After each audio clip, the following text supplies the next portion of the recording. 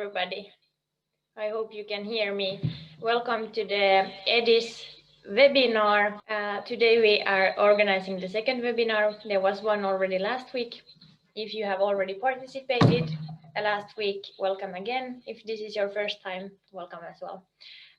My name is Ann-Kristin Wendelin. I work at Åbo Academy University together with Seppi Nord Azimi and Sebastian Lafont, and we are organizing this webinar today. We are part of the EDISS program office, and we also have other members in the team, but today it's us three that are present.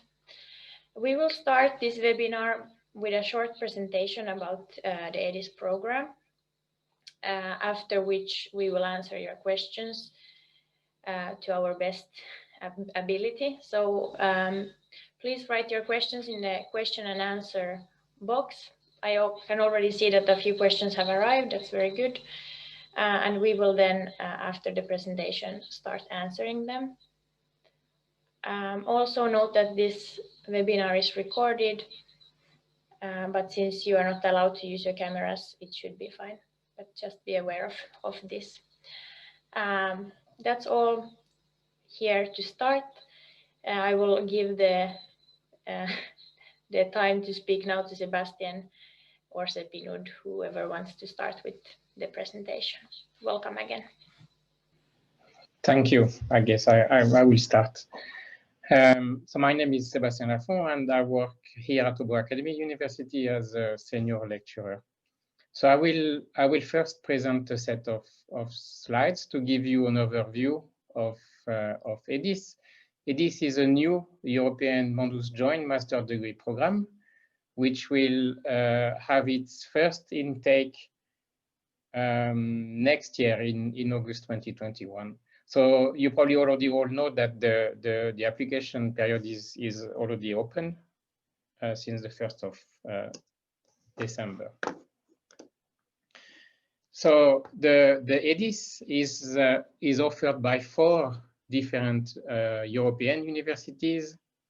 Åbo Academy University is the coordinator, located in Finland. Then we have one university in Spain, in the Balear Island, one university in Italy, University of L'Aquila, and MDH, Mälard Island University in Sweden. You can see on the corner on the map the exact location of the different campus. It's in a way classical master program.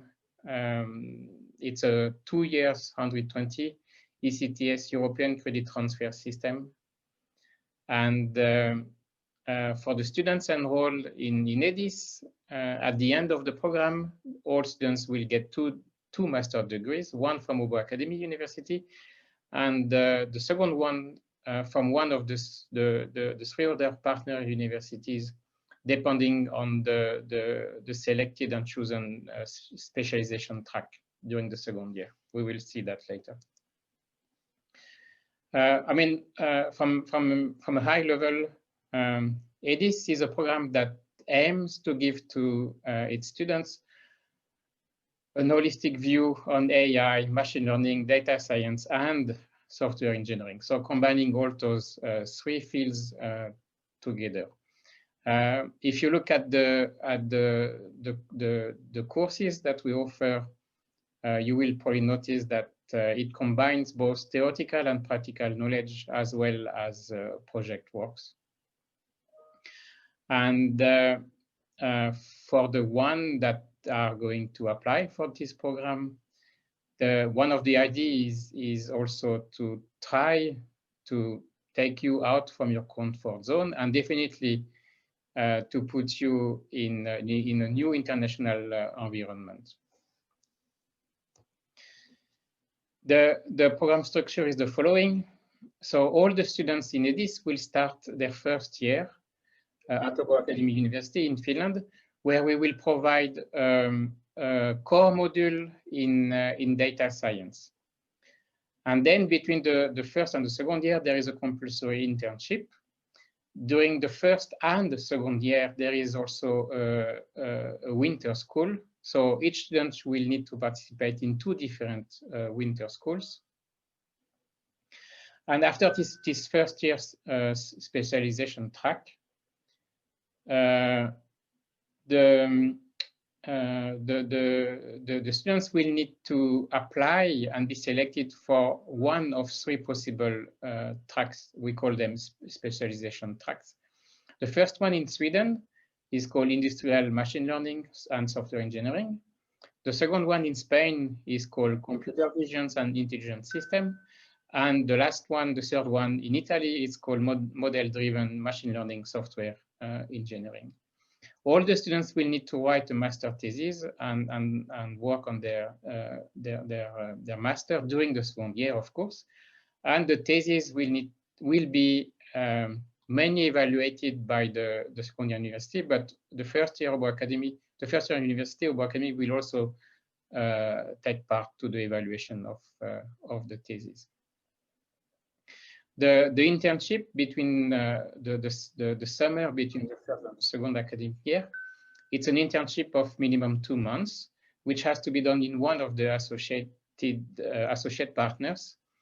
And there is already a list of associate partners on the EDISS website. That list is going to evolve, and more companies are going to join soon in the spring, the coming spring, the consortium.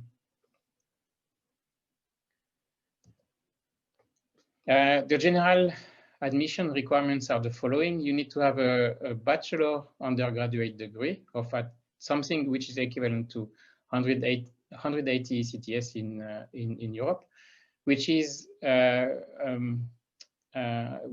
bachelor degree in computer science, software engineering, or equivalent subject. And you need to have good proficiency of English. We do accept 2 possible English tests: the TOEFL IBT with a minimum score of 93, and the IELTS academic with a minimum overall score of 6.5, with no individual score below 6. And we have few exception criteria. If you did your studies in a list of countries, please check the website to get the exact list of countries and the exact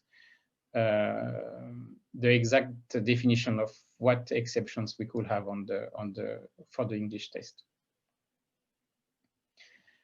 We have a limited numbers of place for this program, and we do have a limited numbers of scholarship. So the admission to the program is going to be competitive, and only the best applicants are selected. We have a participation cost in EDISS, like in any other Mondus master program. For the program, for students from program countries, participation cost is 4,500 € per year. And for students from partner countries, the participation cost is set to 9,000 € per academic year. The participation cost covers, of course, the tuition fee, course exams, and so on. It includes health and accidents insurance, compulsory insurance, and the participations to the winter school. As a Mondus program, we do offer also Erasmus Mondus scholarships.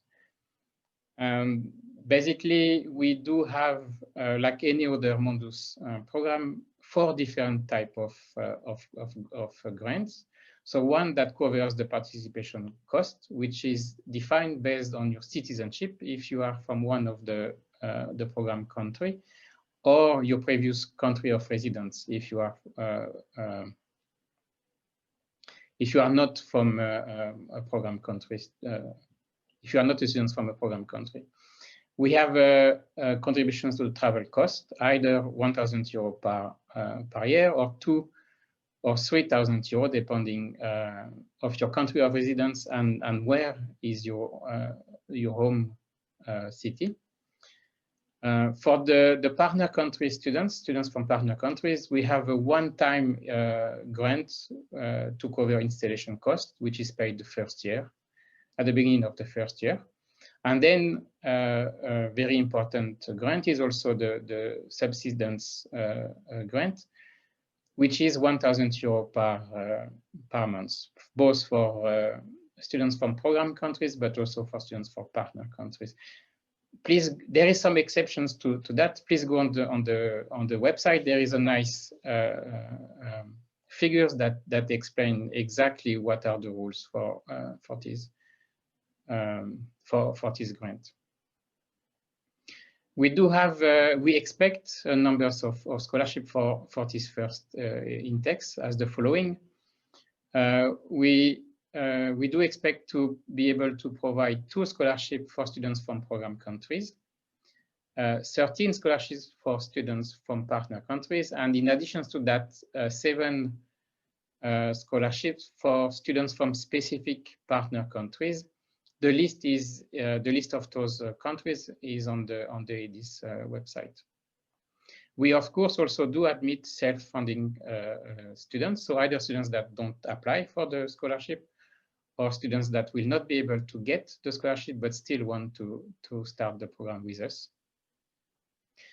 But you need to know that, of course, self-funding students will go through exactly the same selection process as the students applying for and getting the scholarship. So we do not have a different selections process depending if you are self-funded students or students with a scholarship. The application period is the following so it opened 1st of December and it will close the 15th of January 2021. So those are the different steps you need to follow in order to apply. First of all, check very carefully the academic and English language requirements from the website. Check all the different documents you will need to upload on the application form. Prepare all your documents, your attachments, and your answers to the different fields on the application form. Then you can apply online on the platform which is called studyinfo.fi. The link is, of course, on the EDISS website within the deadline. It's very important that you don't miss the deadline. And later on, so we will start, of course, right after that, the review of all the applicants. And we expect to be able to publish the admission results in March 2021. After that, for the students that are going to be admitted and that will accept the study place and eventually the scholarship, then there is a verification of all the original documents, so degree certificates and transcripts, and basically all the documents you use for your applications when you do arrive in Finland in August 2021. And that will happen before the start of the studies. It is a bit more in detail the exact admission schedule. So basically when we publish the results in March 2021, we will end up with 3 different type of lists: list of admitted students, list of rejected applicants, and some students will be put on something called a reserve list. The reserve list is there because we might get some admitted students that will refuse, not accept the study place, and then the students on the reserve list then will be called for the program if some of the admitted students reject the studies. If you for the admitted students that also applied for and received a scholarship, those ones will have 7 days to accept or reject the offer. Then we have some country-specific requirements in terms of document to provide to start your studies and be accepted. So you need to check very, very carefully the country-specific requirement page on the EDISS website. And the deadline to provide those documents is going to, or is the end of July 2021. So please read very carefully those country-specific requirements if they do apply to you. Then we will most probably get also students that will be conditionally admitted. So those students are students that will did not graduate or will not graduate by the end of the application period. So that will not graduate by the 15th of January, but still that will graduate before the end of July. They will need to send us the document that prove that they indeed graduated before the 31st of July 2021. So this concerns the students that basically graduates between the 15th of January and July 2021. And like I said, upon arrival in Finland in August 2021, we will do a verification of all the original documents, only of course for admitted students. And the study will start at Obo Academy towards the end of August 2021. Yes, that was a very short presentation and overview of EDISS. I can see that we got already a few questions. Good, I can take over here. Let's try to answer the questions in categories so that you would get answers regarding language and admission and different categories at the same time. Let's see how we can manage. Let's start. We could start with questions about the language requirements. There is a question for Sepinud. The question is as follows. As English was the medium of instruction during my undergraduate program and I have a professional letter of it from a university, do I still need to take the IELTS test or not?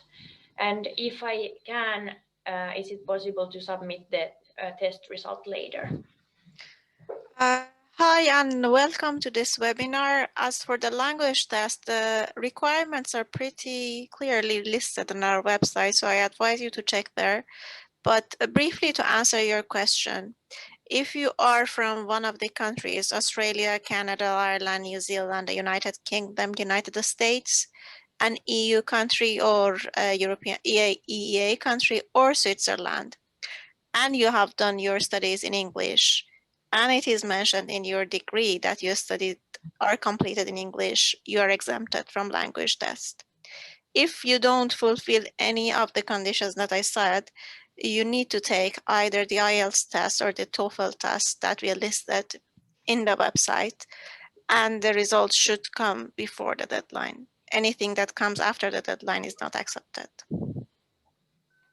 The deadline for the language test, of course. I think it's 1 week after closing the application. Yeah. Good. Then Sepinud, you could answer the following question as well. The question is, if my TOEFL score reaches the university 1 or 2 days after the deadline, will it make me ineligible to be considered for the scholarship? I think it will make you ineligible for the whole program, not only for the scholarship. The documents should be with us after the deadline for sending the documents. The application closes on 15th, right, Ann-Christine?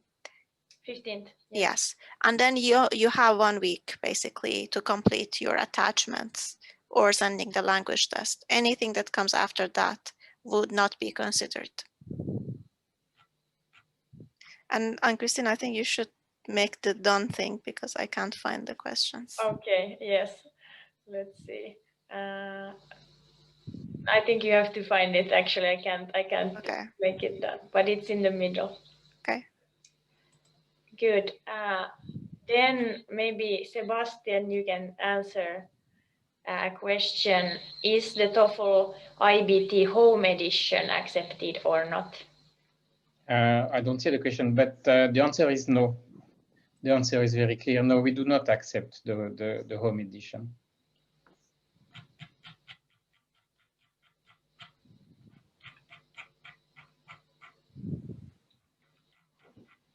Let's see. I think I will have to give our panelists a bit more time to see the rest of the questions regarding language requirements so that they can find it on the list. So we can get back to this a bit later.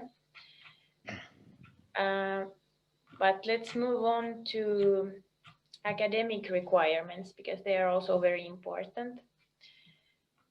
There is a question about to Zepinud. An applicant already has a master's degree in speciality of applied mathematics. Is it an advantage or disadvantage for this program? It is neither an advantage nor a disadvantage. We look at you and your application as a whole. So if as a whole you stand out better than the other applicants, then you're going to be accepted. It depends on what courses you took, how you performed in the courses you took, what is your background, if you have any other relevant experiences that put you on top of the list. It is a general picture. It's not one single thing that stands you out from the other applications. And it doesn't mean that if somebody doesn't have an extra master degree, they are going to be put down because of that. We are basically judge you based on one academic degree. So if that is your master degree that you want to be evaluated on, that is that one.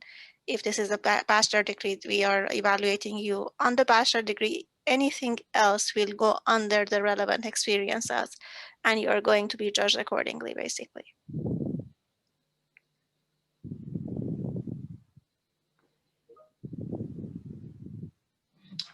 Good, good. Then there's a question about actually to Sebastian. The question is about the graduation requirements. It states that the candidate or admitted students are required to send their degree certificate on 30th of July 2021 at the latest. So my questions are, since my graduation official date is still September 2021, if I got accepted, can I send my degree certificate soon after my graduation certificate is issued? And a follow-up question, my studies completed in July 2021. Can I just send an official letter about my bachelor's degree completion in July 2021? Can you find the question in the long list of questions?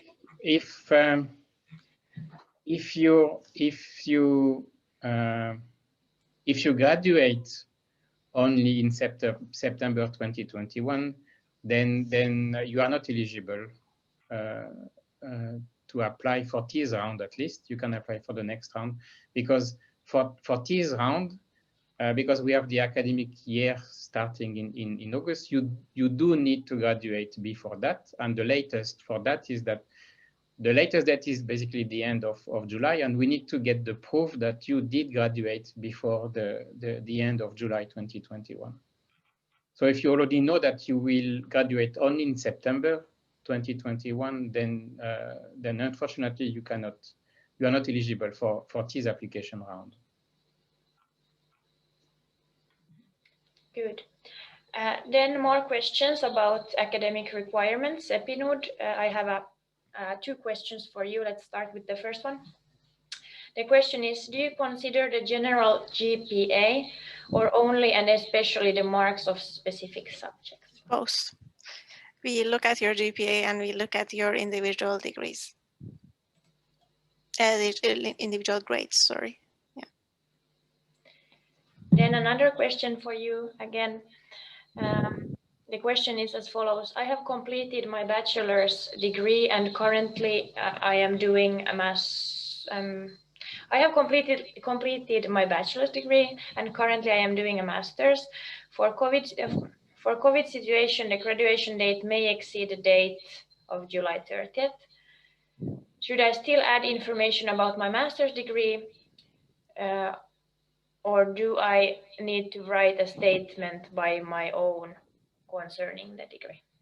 It is up to you, but I strongly advise that you include your master degrees as well, and it will go under your other relevant experiences then when we are evaluating you. Because if we consider the graduation day after July 30th, basically that degree won't be counted as your primary degree, but you have already a primary degree. Apply with that, but include information about your master degree as well.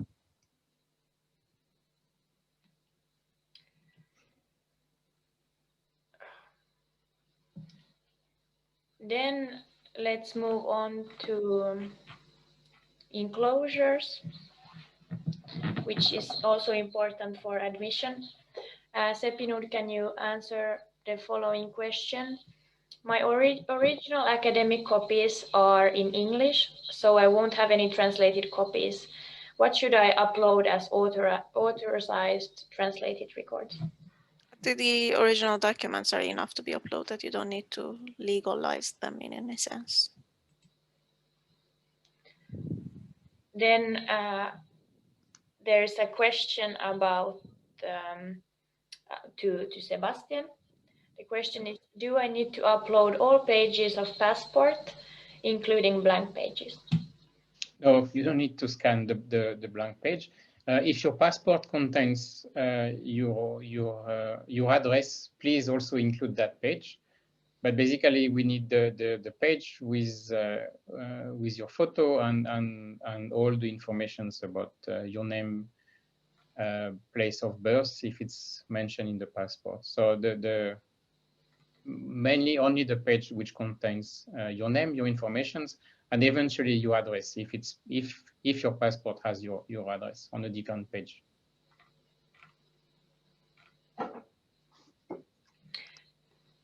Sebastian, you can answer, I will hop now to certificate of place of residence. It's a bit similar to the passport question. Yeah. So the question is from Nadia. Can I have a demo copy of residence certificate? I am from Bangladesh, and where can I get the residency certificate from other than municipal administration? I don't know what is a demo copy of residence certificate. I am not sure what is that. But as residence certificate, we need a recent document less than 12 months old, which states basically your home address, your city and country where you are living. On the website, we do have a descriptions on what kind of documents can be used for that. It depends a lot of each country. Good. Then question to Sepinud from, let me see, who was it? Okay, I can't find, yes, Nadine, I think, has asked this question. So the question is, how flexible is the undergraduate degree requirement? I have a bachelor in science in aerospace engineering, and by January 2021, I would have an experience of 1 year as a data analyst. Am I still eligible to apply? The answer is really varying from one person to the other person, but considering the previous courses that you have taken, if you have enough mathematics background, programming background, software engineer background, I think you're eligible. And personally, I think I would apply if I were you, but then I don't promise anything. From what you're saying, I think you're eligible, but without seeing the actual application, I cannot say more than that. Do you have anything to add to that, Sebastian? No.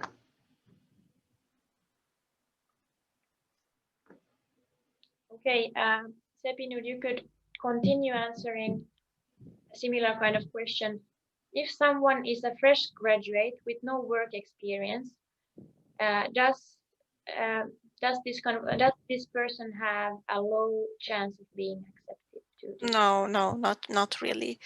And I'm going to answer another question at the same time. I think it was one of the lower ones that I marked that I'm going to answer, and I will put that done. And that question was that I only have a bachelor degree, and do you think that it's not enough? No, this is not the case. You're going to be evaluated based on your academic merits, and that is a big portion of the whole score that we're going to give you. And having a bachelor degree is enough. And if you have been a good student there, basically you're going to grade high in that criterion. At the same time, other relevant experiences does not necessarily mean another master degree, or you could have done some student project that you think it is relevant. You could have done internship that could have been relevant. And keep in mind that is still a small portion of the whole thing. You have the motivation letter, you have the motivation video, you have the recommendation letter. All these things together could make you a very strong applicant if you're good in all these different criteria. So don't think that if you have only one single degree, that is the standard. Having one single degree is the standard one. So if somebody else has a master degree, doesn't mean that you are not going to have a good chance. Excellent. Then let's take a few questions about the program itself. All these three questions could go to Sebastian. First question is this the first year of the EDISS program? Yeah, that's an easy question. The answer is yes. It's the it's the very first year, the very first intake for this program. This program is new. It's a completely new Erasmus Mundus program. Next question is about the end of the program, actually, about the master thesis process. Two questions about this. The first one is, in which section should I describe the topic of my master's thesis? So this refers to the application. I guess it, yes, sorry. I guess it refers to the application. So probably a candidate which already has a master and would like to. In the application form, there is a field where you need to write the title of your master thesis. You can also put a link to the master thesis if it has been published online. If it's not published online, feel free to put the PDF on Dropbox or Google Drive that we can have access to it. It is not mandatory, but it's possible if you want to share with us your thesis. And there you also have a form where you can very shortly explain what your thesis was about. Good. And then there was another question about the thesis. So the question is, can we choose a specific company to do the thesis in? For instance, if some company offers a thesis research opportunity in industrial machine learning. This is most probably possible, but the thesis, the topic itself will need to be validated before basically by your second year university and by us. So you are not free to pick up whatever company and topic. That has to be validated by the universities before you do start your thesis work. Then let's take a question about, there's actually two questions about enclosures, about the motivation. Sepinud, you could answer the first one. There's a question, to which YouTube channel should we upload a recorded video that is mandatory? No, you shouldn't upload it to any, I mean, you could, but you shouldn't upload it to any recorded, any YouTube channel.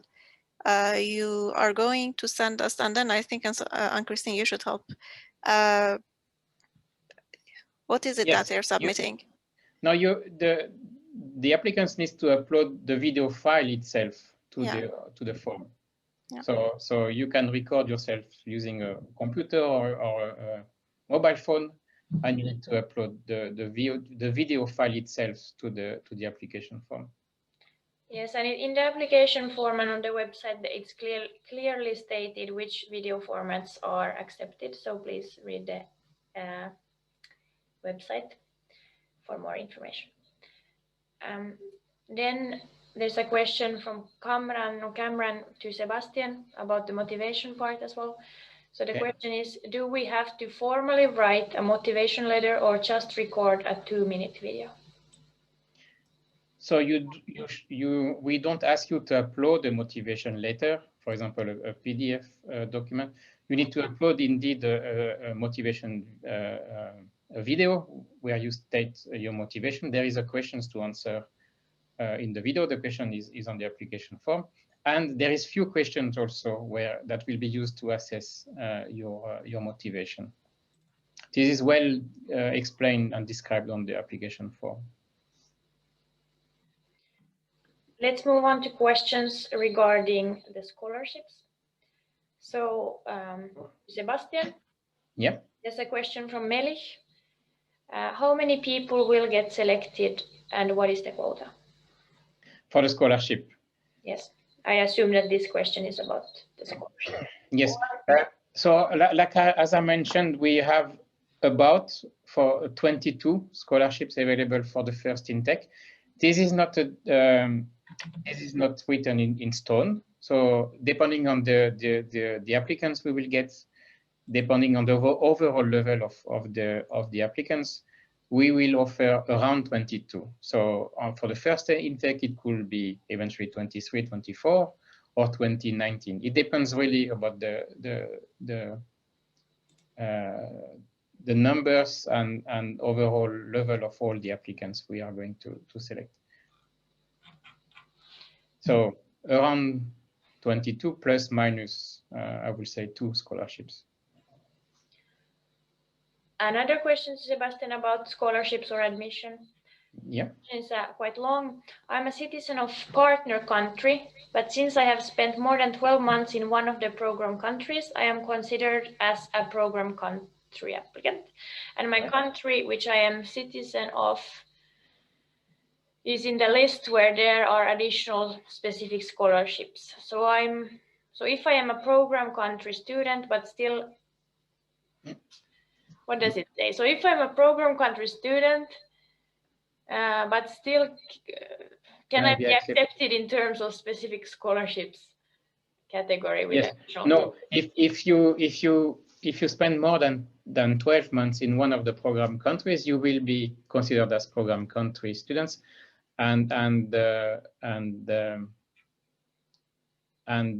you will be counted as a program country student. So your scholarship will not be taken out from the additional scholarships. Good. I hope our panelists follow, because we have so many questions, so it's quite hard to try to answer and read and find the questions, but we are doing our best, so please be patient with us. And I am answering some of the questions in text, so if you ask the question, check that it is answered probably there as well. Good. Let's take a few questions that were asked in the beginning, so Sebastian at least has time to go through the questions that arrived later. So I have a few questions to Sepinud. The first is how to send a GRE score. GRE scores is not a requirement, so if you're sending it, for the relevant experiences, and then you just can upload the certificate as an attachment. Then a question again to Sepinud. I have learned some short courses outside my academic degree and have certificates. In which section of relevant experiences should I upload them? We have different sections. It is for the relevant experiences, and this is going to be as an attachment, really.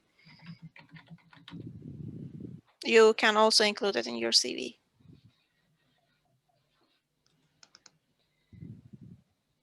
Good.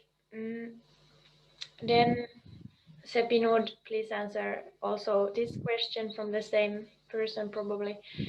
Do I need to legalize my academic documents by country-specific requirements during online application period?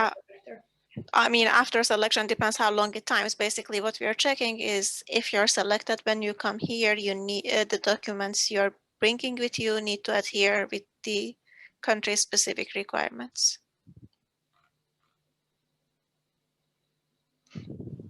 Then a question about to Sebastian. about the certificate of residence. It's a MySum's question. Can we use our passport as a certificate of residence if it's been issued in the last 12 months? Yes, yes, you can, but then your passport has to contain your address. I know that some passport of some country have the home address indicated on it, some don't. So you need to make sure that your address is on it. Good. Let's get back to the English language requirements. I have a Momina's question to Sebastian. If my Yes. English test scores are little less than the minimum requirements, can I apply or not? No, those are the minimal requirements. So if you don't fulfill those requirements, you are not eligible to apply. Then a question to Sepinud. It's a question from Ike. Concerning IELTS, can I scan and upload my results when applying instead of sending the hard copies? It is quite expensive from Africa. Unfortunately, the language requirements are pretty strict. We are not going to change that. And I think you don't need to send the hard copy. I think you could ask the institution to send us. You could add our code somewhere in there so that we could check your result. Please check it with the organization institution in your home country. I'm sure that is one of the ways of sending us the results. Let's take a newer question again to Sepinud. This question is from Erhan. Is there an interview in the application process? Potentially, yes. Ideally, we would like to do that with the shortlisted students, but doesn't mean that everybody is going to get an interview. Good. Let me find another question that our panelists have had time to see. Let's take the question from Muhammad to Sebastian. Yes. How many seats in total for this program? If anyone will not be selected for scholarship, however, and has also applied as a self-funded student, so how many seats there are for self-funded students? Well, it is a bit linked to what I said before. We don't have any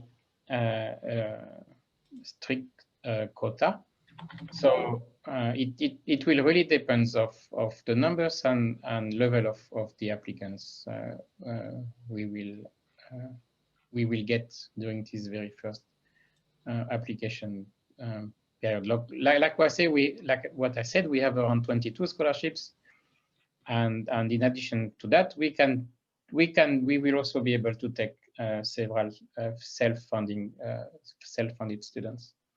But it really depends of the level of their application.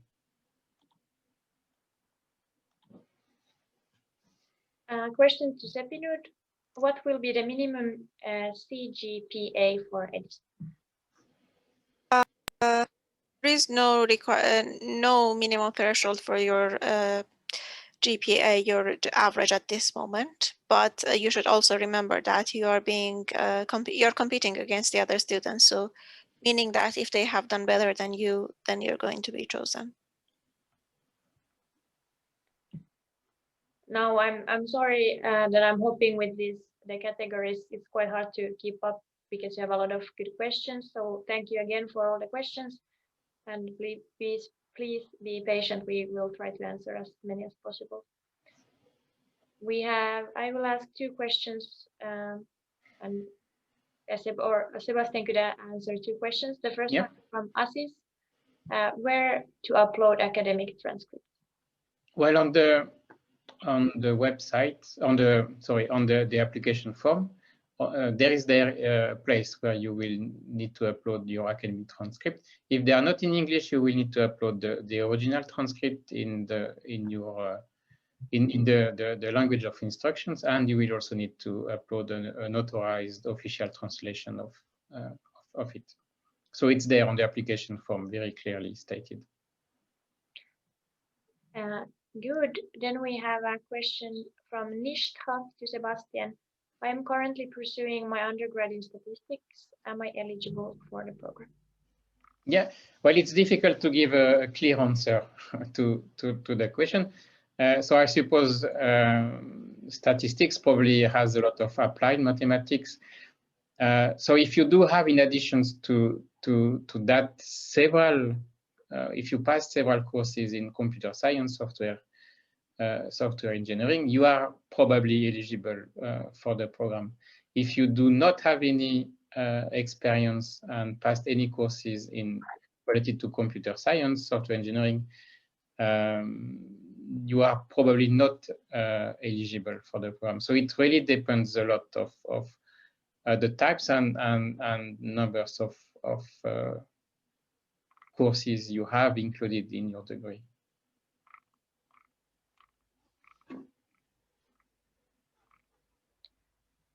Good. Let's take a question to Seppinud about the Erasmus Mundus scholarships. The question has been asked by Amit. So the question is cost of living included in the scholarship? You need to pay for your cost of living from your scholarship, basically, if that is the question. That is the only money that you're going to get, and you need to pay the rent, the food, the transport, and everything from that. I mean, local transportation. Then Seppinud, you could continue by answering Erhan's question. Is there a required template for the recommendation and motivation letter? No, there is no template for neither of them.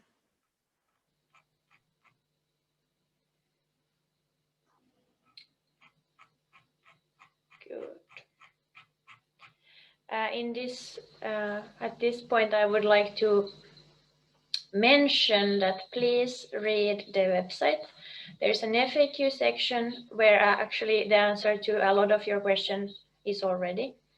So please do that, and also check the admission requirements. We don't have time for a lot of questions anymore. We have around 10 minutes. So please try to find the answer to your question before, and we will try to answer everybody's questions, but don't block the question and answer box by questions that only consider you, because this is a webinar meant to help everybody. So please try to ask general questions so that we can keep up and answer all of your good questions.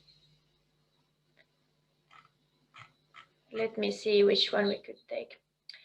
Sebastian, you could answer the question from Haris. Yes. The question is, there's an essay question about grading scale in the online form. What is this about? Is it necessary to write the essay since it does not have any asterisks? So I guess, yeah, this text box is there that such that you can briefly explain what is the grading scale used by your home university. Each country, or sometimes each different university, have different grading scales from 0 to 5, 0 to 10, 0 to 20. Sometimes they use later A to A, B, C, D, F. So basically, this text box is there such that you can explain this grading scale. Most of the time, it's a short text you can most probably copy paste from your home university website or web page where that is most probably explained somewhere. So this is what we expect here in this text box.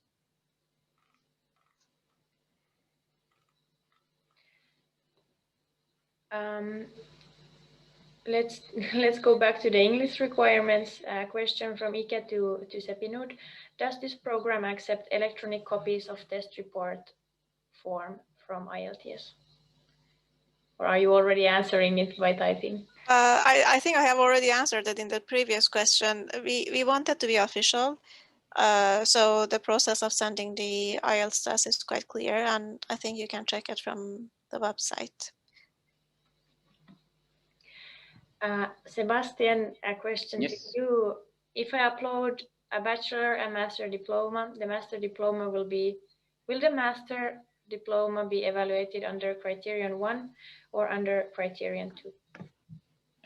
So if you also apply based on the bachelor and the master, and you upload, of course, your transcript of both bachelor and master, both will be evaluated under criterion 1. So yes. So both will be used to evaluate your study merit. Sebastian, you can answer, continue answering. This time a question from Jabir or Habir. Not sure how to pronounce. I have my bachelor in business administration and now I'm studying a master's degree in data science and business analytics. Will it be considered if I upload the current transcript of? Yes, of course. We do consider basically all information that that are provided in the application form. So if you already have a bachelor and are on the way to finish a master, of course you need to provide information on your master in your application, because that will be taken into account.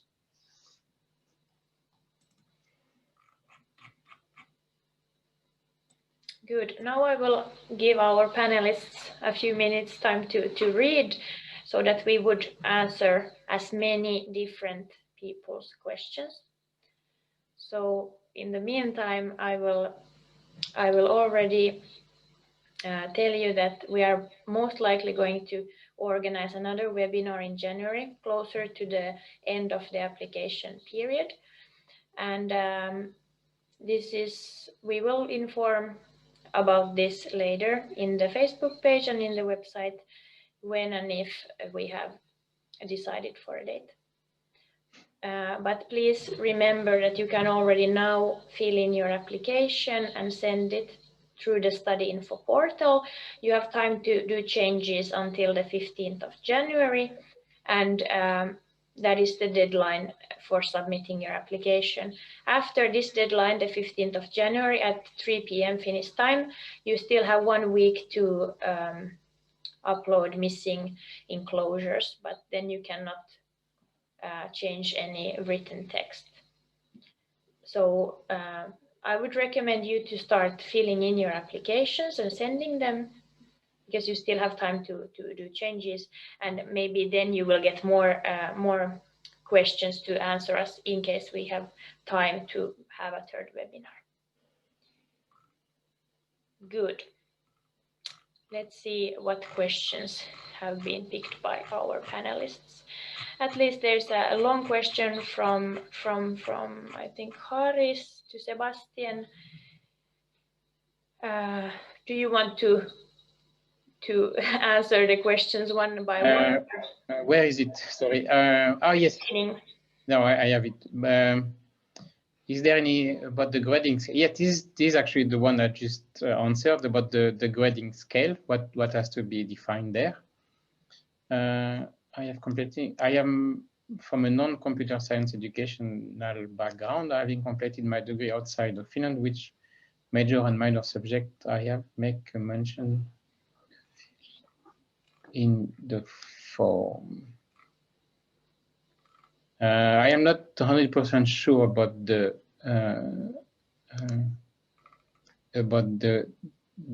question there. I mean, I do expect that if you have a defined major and minor subject in your degree, those will be clearly visible, or will be visible easily visible in your transcript. So this is something we can obviously easily get from your transcripts. My certificates are already in English. I believe translation. No, of course, if your certificates are originally anyway in English, you don't need to have them translated again in English, from English to English. But then you will still need to upload such document on the website. The easiest is you just upload twice the same. So if the original are in English, just upload twice the same PDF. What are the placement opportunity after the program? I am not 100% sure about what the question means, placement opportunities. Maybe it refers to job opportunities. I would understand it this way. Yeah. Well, I will say that will be very much linked also to your internship during during the summer between the first and second academic year, and your thesis work. For example, if you do your thesis work in a company, that obviously will have an impact on your placement opportunities. Yeah, I hope I answered the question. Good. Thank you again for all the good questions. We are happy to answer as many as possible. I think we have time for a couple more and then we have to wrap it up. Let's take a question to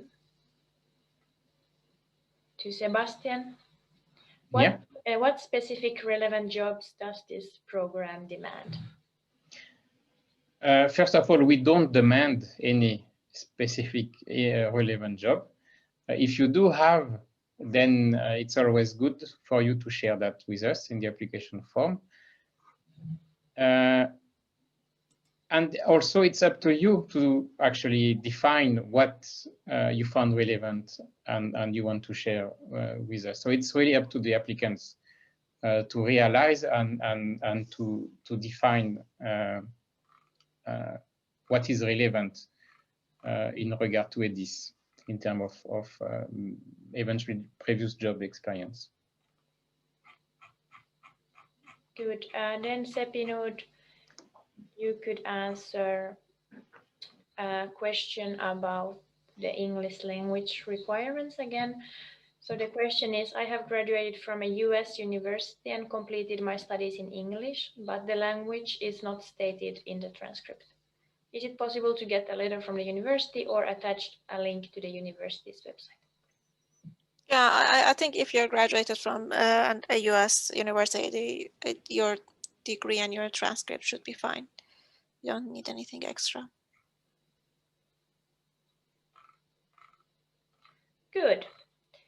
Do our panelists have still energy for one or two more questions, or we only have a couple of minutes left, so it's okay if not.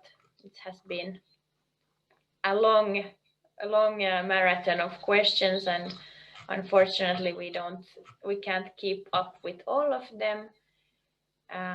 But maybe I can still pick one from here. There is one asking the certified place where I wrote in my country could be a valid document as place of residence. I am not sure about which country it is, but if it's a recent, less than 12 months old certificate that states your name and the place where you live, city and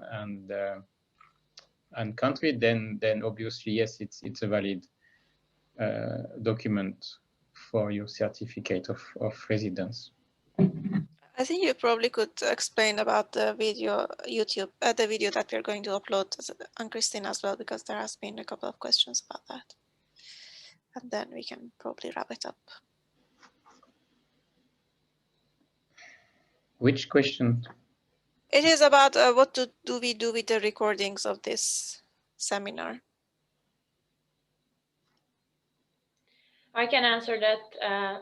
This webinar is recorded, and of course there might be technical issues that it will not be recorded as we want to, but if and when this recording is finished properly, it will be published.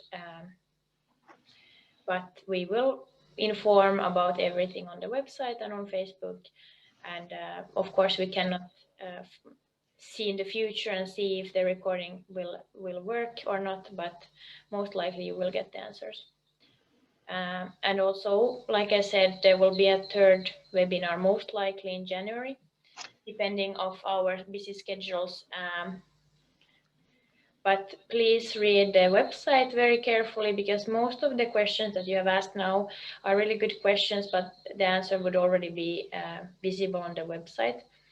And I want to stress that we will not go through or process any kind of documents that you would send to us by email or by other channels. So please try to use your common sense and do as you see fit. We are seeing the bigger picture of your applications and not only one or two specific answers. But yeah, does Sebastian or Sepino want to add something to my long answer? Oh, just good luck with your applications. Yeah, good luck for all the ones that are going to apply. Yeah. Yes. This was it for today. I hope you received an answer to your questions. We will send you a feedback form probably tomorrow, and please go and answer if you have the time, since we are doing this program for the first year, starting from next year. So every kind of feedback is valuable. And hopefully see some of you in Finland, August 2021. And like I said, please start sending in your applications because you have time to do changes until the 15th of January, 3 p.m. Finnish time. Good. Yeah, thank you. Bye. Thanks, Anne-Christine. Yes. Thank you. Bye. Thank you. Thank you, everybody. Bye-bye.